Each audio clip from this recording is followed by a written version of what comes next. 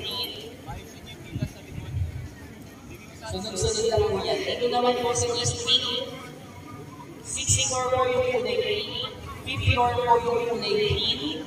Sila na studio, di ba? Yan ang pangatlo eh. So tingnan po natin mabuti. Muli ang LHS ay yung dalawang placard malapit sa 10. Yung dilaw hanggang pink na placards, mula din sa kaliwa hanggang gitna, yan po ay West Wing. At yung pink mula rin po sa stage hanggang sa yellow na placards, ayan pala yung kuwan. So para po sa mga kararating lamang na nakaschedule ng 10 a.m., nagsimula na po ang ating pagpila. So tingnan po natin mabuti ang ating test permit. Make sure na dala natin ang ating ID, lapis at pagbura. Sa ating test permit, tingnan po natin ang ating room assignment dahil depende po ang inyong pagpila sa inyong room assignment. Para po sa mga katanungan sa inyong test permit, maaari na po kayong pumunta dito sa stage. Sa mga may katanong, clarification o correction sa inyong test permit, pwede na po pumunta dito ngayon sa stage.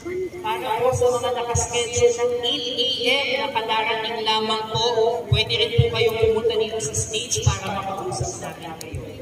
So, pupunin po natin. Para sa mga nakaschedule ng 20 a.m., pwede na po pumila.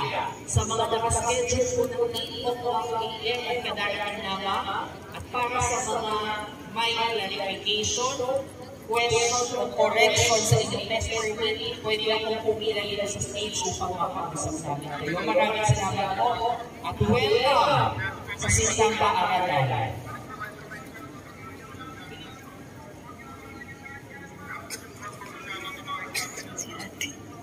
Saan? Doon dahil wala na. Dito pa. Tingnan ko kayo.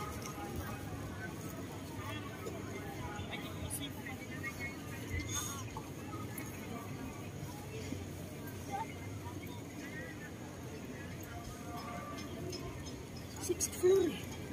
Sixth floor pala pag 600. Umano na. Magandang umaga po sa ating mga Eagle Guardians, parents, mga